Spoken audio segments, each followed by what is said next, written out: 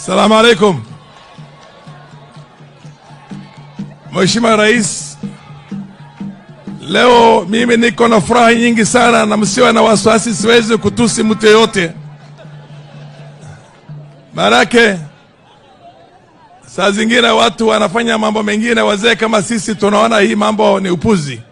Anyway, mimi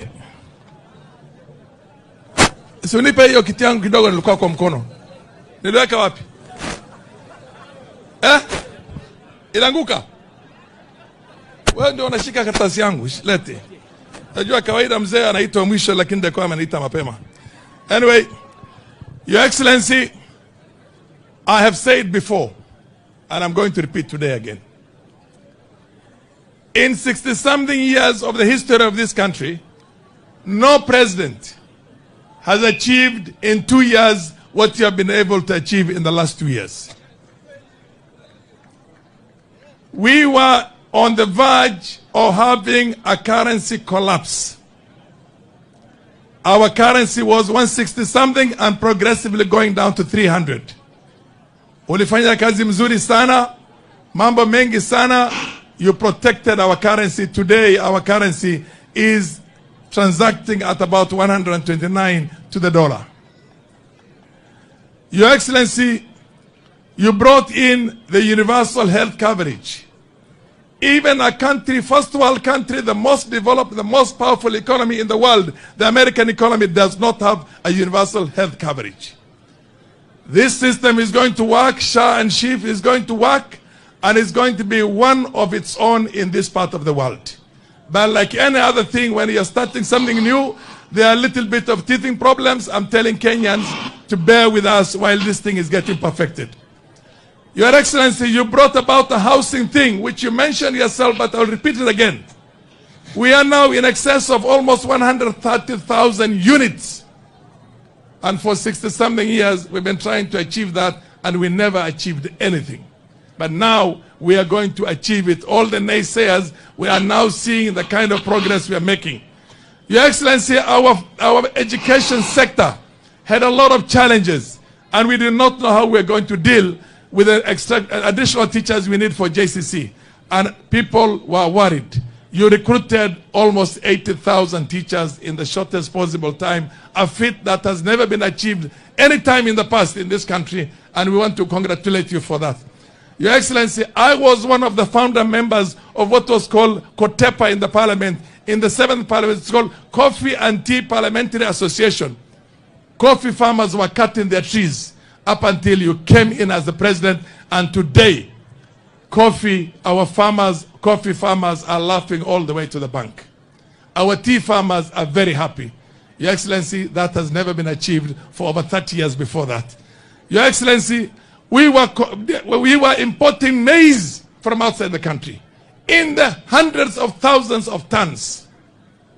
Today, we have such a powerful harvest, we are likely to export maize to other countries that are needing. We have a food security. Your Excellency, the sugar sector, for the longest I can remember, because I'm older than everybody here, we've been importing from outside the country every year sugar. For the first time, we are not importing sugar, and sugar farmers are getting dividends. Your Excellency, the list goes on and on and on. What happens in this country is that we go for one election. Once we're through with the elections, we start again the campaign for the next election because the political divide is too wide. You made sure that that political divide does not exist anymore, and you reached out to your opponent, the person who ran against you for the presidency, and created a broad-based government. You went to the former president and people who, again, voted against you and campaigned against you, something that's never happened in the history of this country, but you still reached out to him. The political divide is not there. Integration of the political classes is there now. Your Excellency, we will promise you, like I said in many places, I did not vote for you in the last election. We are going to vote for you from this part of the world, this region, to the man come the next election. We are looking at 99%, 100% of all the votes of Northern Kenya who will be there for you. Your Excellency, we talked about, you directed that road design should be done from Garissa.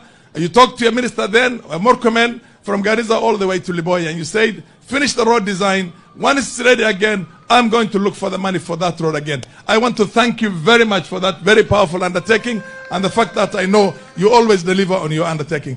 Your Excellency, you have done everything that needed to be done and even much more than that. What we can tell you, we want to thank you.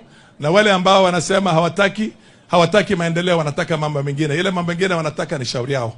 Na nchi itaendelea, na wewe utaendesha jinsi umeendesha, na sisi watu wa mkoa hii, I forgot you directed also on the national grid. The national grid has left here and is going towards Dadaab, is in a place called Alango Arba, and it will progressively continue to Dadaab and Liboy. We want to thank you very much as people of Garissa County and the people of Northern Kenya, and we will tell you welcome again and again when we are there with you. Tuko na wewe bega kwa bega. Tumeshukuru. Ya mwisho ambaye ni muhimu sana. Kuna wale wanasema wanataka commission of inquiry ati kwa people who are abducted. Mimi nasema, Your Excellency, I also support that. Let's have that commission of inquiry, but that commission of inquiry should start from 1963. Only in the 10 years before you came in here, the 10 years before you became a president of this country, we lost 1,200 Muslims in this country, including my own 10 close relatives, my brother-in-law including. What we are saying, kama kuna watu wamepotea na wawili watatu wanazungumza, sisi tuko na maelfu wamepotea. Tunataka hiyo commission of inquiry ianze na ile 63, including the shooting into the mosque in Isiolo when innocent worshippers were killed by members of the Kenyan security forces, including what happened in Wagala, including what Malkamari, including all those places. Mpaka ile ya mwisho ya juzi ulipoingia ndio ikasimama hiyo, tukamalizwa, sikumalizwa sisi. Nataka ianze na hiyo na ije mpaka leo. Hiyo mimi sina wasiwasi na hiyo, and I will support you on that, but let it not be discriminative. Nobody is more equal in this country than the other. We are all equals, and we want to see that historical injustices addressed. Nimeshukuru sana. Thank you very much, Your Excellency. Asante sana Mheshimiwa